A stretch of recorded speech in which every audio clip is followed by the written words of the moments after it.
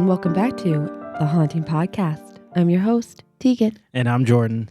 Today we're going to go down to Florida. Jordan, your favorite place? Oh, yeah. Florida. Gators, fire ants, and heat. My favorite. You don't like the heat? Nope, not even a little bit. What do you That's mean? why I can't wait till we move You to don't Alaska. want like a colony of fire ants? Oh, God. Have you ever been covered in fire ants? I don't recommend it at all. I don't know if it was me or somebody else, but there was like a It was child me. It in was our me. There was a child in our family who got bit by fire ants. Might have been my brother. It's awful. Um, Not a fun time. That is the true haunting. no, we're traveling down to Florida to Saint Augustine. Ooh, I've been there before. Yeah, how'd you like it? I mean, I was like 11, so I guess it was okay. Okay. Okay. I can understand why that might not be fun from an 11-year-old's perspective. A lot of dogs. I mean, that part was good, right? Yeah, dogs were nice. Yeah. St. Augustine has a very rich, very long, very stressful history. Fountain of Youth. Our first location is the Royal Hope Hospital because everyone knows that hospitals are haunted. Of course. Royal Hope Hospital was one that had a really interesting history. The building that stands today is a reconstruction of the original building that was built in the 1700s. Ooh. The original hospital played a really big role in the Civil War, serving mostly Union soldiers, except for a short period of time when it was under Confederate control. So it kind of got both sides there. Mm-hmm. And it was obviously a hospital, so there was, people being bandaged. They were prepping the dead, dying soldiers. They were performing just barbaric amputations. How it was back then, really. I mean, there's no other way to describe that. And just, horrible operations under terribly dirty, disgusting circumstances. So there was a lot of death. After the demolition in the 1800s, another horrific find was uncovered during the reconstruction of the pipes in the basement of the building. Mm. During the renovations, bones from an old grave were recovered. And as they dug deeper, they continued to find more graves and more bones. It is believed that the spot had been a Tim Khan burial site. The new building standing there today is in the same location. With the history and disturbances of burial grounds, it's no wonder the hospital is said to be so haunted. There have been many ghostly encounters, from clear voice recordings, someone screaming help, and also muttering in incoherent Spanish apparently, but there was no words. Not a place I'd like to be for if I was debilitatingly sick. It sounds like it would be a pretty bad time to be there. I mean, it doesn't sound relaxing. Could you imagine just trying to get some sleep? You're recovering from whatever, and you just hear says help. What am I supposed to do? It wouldn't be fun. There's also been sightings of full body apparitions, moving objects, and unexplained bruises on the people themselves. That's just awful. I know. That's just piling on your already ailment, Yeah, it's I know I get a lot of unexplained bruises, but it's mostly work related with kids and whatnot. You do get those. Or, just noticed. me being clumsy. And I mean, they're really not unexplained. They're just me being clumsy or work. People still look at me on the street when I'm next to you. It's seriously, she just gets them. I really do just get them. I bruise easily. But, this is a little bit different. Could you imagine just, ow. Yeah, it's like in Just those a horror movies bruise. when they have scratch marks and stuff. Yeah, they wake up with the Mysteriously. scratch marks. Yeah. Yeah, that's I've never woken up with a bruise. I just come home from work with bruises. Bruce. Reports of shadows darting across from wall to wall in the room where medication is stored was a common occurrence at the hospital as well. There's actually a few areas in the hospital that have notable haunts. The morning room, which the name is pretty self-explanatory, is alleged to have the sound of disembodied voices praying, sobbing, or moaning. A woman was in the surgeon's office when she suddenly felt a cold, hard grip of a male hand gripping her clothing. In the ward, beds are said to have moved around at night. They'd move spots in the room, and then they'd also jut forward and hit people in the shins. or they'd shake violently. That's so crazy. It's just rude. Could you imagine chilling in your bed No, I honestly and just couldn't. it just shaking, or waking up in a completely different location than where you started? I don't know if these beds are full or not, but either way, it's not for me. It wouldn't be for me either, and I'm already scared of hospitals. Oh, you really are. I forget about that occasionally. I didn't expect that reaction. I, I really do. I forgot your fear of shots until we were getting our vaccines. Oh, they had to hold me down as a kid. Oh, I'd be like, that's. no. I remember the woman being like, "Relax," No. because you were so like tight. Wait for COVID? No, I Yeah. was fine. I don't know. You what were you're talking not about. fine. I was a 30-year-old man. I was fine. You sat I there was 30. clenching your fist. Your veins were popping in your I muscles was like you were doing a fine. massive workout. Anyway.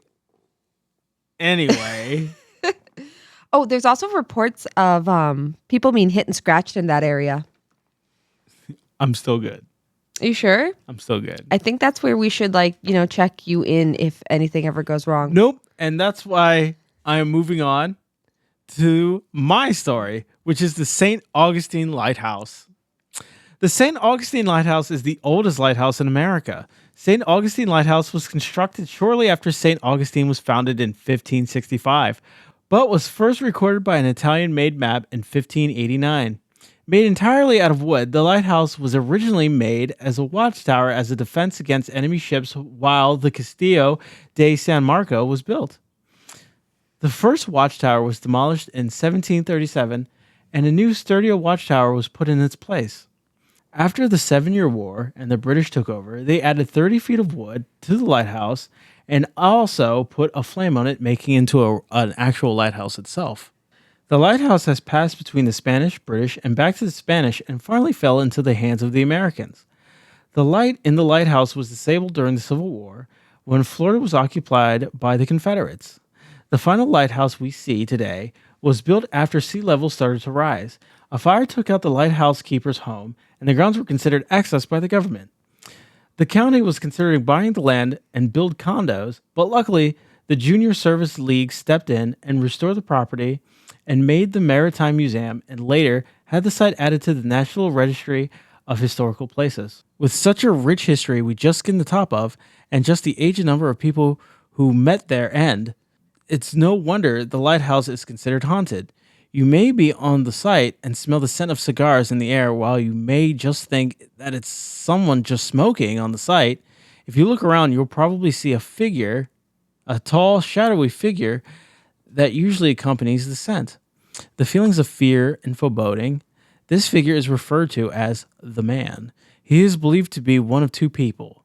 He is believed to be either William Russell, a protective and dutiful lighthouse keeper from the 1800s, or Joseph Andrew, a painter who fell from the scaffolding again in the 1800s.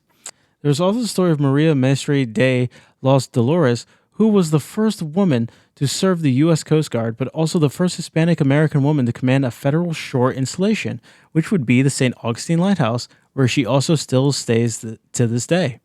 She began command of the lighthouse after her husband Joseph Andrew, who was mentioned, died. She is said to be seen leaning over the railing, imagining the last moments of her husband's life. Lastly is the story of the Petits. One day the three Petit sisters, Mary 15, Eliza 13, and Carrie 4, and a 10-year-old unknown African-American girl believed to be the daughter of one of the workers who lived in the lighthouse grounds. The girls liked to ride the carts that would frequently come through. A wooden board that was normally there to stop the cart from going into the water was not in place. The cart flipped into the water with all four girls inside. A worker saw the accident and ran to help, but unfortunately by the time he was able to lift the cart from atop the girls, 3 out of the 4 of them had drowned, the only survivor being the 4-year-old Carrie. Mary and Eliza were taken back to their hometown to be buried, while the grave of the young African-American girl remains unknown, which, of course, the girls are... No kidding. Yeah, it's how it is back then sometimes. Yeah. The girls are said to enjoy messing with the tourists and staff members. One night while closing up, a lone staff member heard giggling at the top of the stairs in the tower. He thought it was a guest. that had been left behind, so he went to the top and found it empty. As he started descending the stairs, he heard the giggles coming from the bottom again. Once he got to the bottom, he found it empty. A guest found her shoelace tied to the staircase. A tour guide once found 3 women in the basement of the keeper's home. One of the women had an EMF detector and asked the girls if they wanted to play hide and seek. The meter spiked. The women wandered the basement until the meter spiked under the spiral staircase. The girls had been found and wanted to play again. Again, the woman searched the basement until the meter spiked by the children's table. After that, the energy dissipated. No. No? No. That sounds fun, actually. You know, it's just, there's something about being in a room playing hide and seek with children who aren't there that just... They sound like they just wanted to have some fun. I mean, to be fair, I think we all would if we were children stuck in the afterlife. Heck yeah. Have I ever told you that one of my fears is like hearing or seeing something go up a one-way staircase where I am at, and therefore it is going to run into me, or I am going to hear it, and I don't want to deal with that? I did not know that, but I have seen those TikTok videos where, people, make up that stuff and it happens. I hope they make it up. I'm sorry. It's just the way you describe that. Those TikTok videos where they were not the skits or anything, the TikTok skits. Yeah, the skits. Yeah. You sounded like a very much like a boomer there for a minute. I am a boomer. You are not. I'm a boomer. Okay, we're just going to skip that part. Okay. Moving on. The Castillo de San Marcos is a historic fortress kind of close to where the lighthouse is. Mm-hmm. Yeah, so it's they built the lighthouse for this. Yeah, it was originally a watchtower, as we just learned. It was built by the Spanish between 1672 and 1695 to protect the city from the British and other invaders. The fortress was constructed using a unique metal called coquina, a type of limestone that is found in the area. The fortress was occupied by various military forces throughout its history, including the Spanish, British, and American armies. During the American Civil War, it was used as a military prison housing Confederate soldiers and sympathizers. It was also used as a prison during the Seminole Wars, a series of conflicts between the U.S. government and various Native American tribes in Florida. In the late 1800s, the fortress was converted into a national monument and began attracting tourists interested in its history and architecture.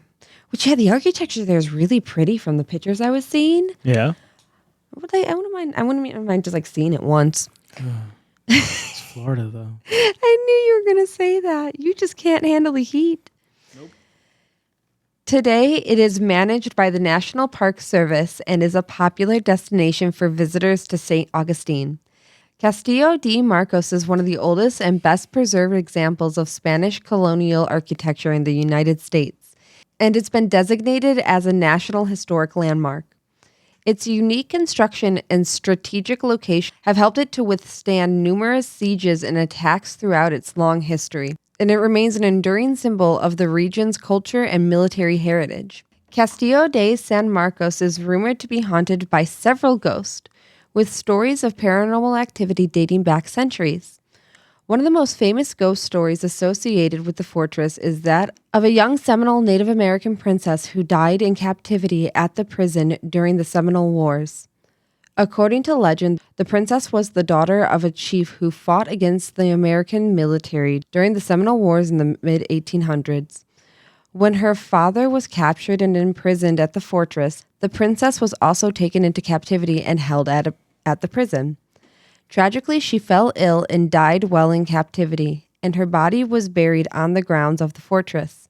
Visitors of the fortress have reported hearing sounds of a young girl crying and moaning, and some have even claimed to see the ghostly figure of a young girl wandering through the halls of the fortress.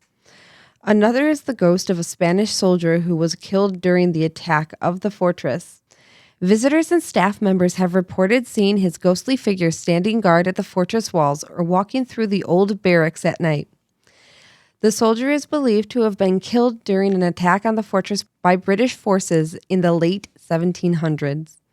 Despite his death, legend has it that he remains fiercely loyal to the Spanish cause and is still determined to protect the fortress from any potential invaders. Good for him. You know, I wonder how often he appears to like annoying tourists. I mean, maybe we had some of those in the fort near my hometown. Annoying tourists? No, ghosts patrolling. Did you have annoying tourists too, though? Yes. It would be like, oh, you're such a nice reenactor.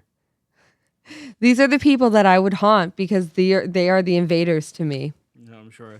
Especially the ones that are like, this ain't Disneyland. This ain't Disneyland. Some witnesses have reported seeing the ghost of the Spanish soldier in full military dress, complete with a uniform and a saber. Others have claimed to feel his presence in certain areas of the fortress or to have heard the sound of his footsteps marching along the walls. I'm good. I want that kind of dedication. I like how I have multiple reasons, especially now, to just not go to Florida. I want that kind of dedication. First of all, we live in Chicago. Nope. Like, super haunted here. Not as haunted. Clearly. We just gone through 3 very haunted places in just one city. I'm good. We've done a couple episodes on Chicago. Chicago, not so haunted, not so bad. Florida, of course, just has more problems. It just has nothing but problems. It's Florida. Your hatred. Gators, heat, fire ants, and now spooky ghosts. Your hatred for Florida just keeps getting... I don't know what you're talking about. Stronger and stronger because of this this never-ending list that you have. I'm good. All right, guys, that's all the time we have for tonight. We hope you have a good and spooky evening. Have a spooky evening, guys. This has been the Haunting Podcast. Do you have an idea for an episode or just want to leave a comment and say hi? Visit our website at thehauntingpodcast.com for this, show notes, and other extras. Thank you for listening and have a good night.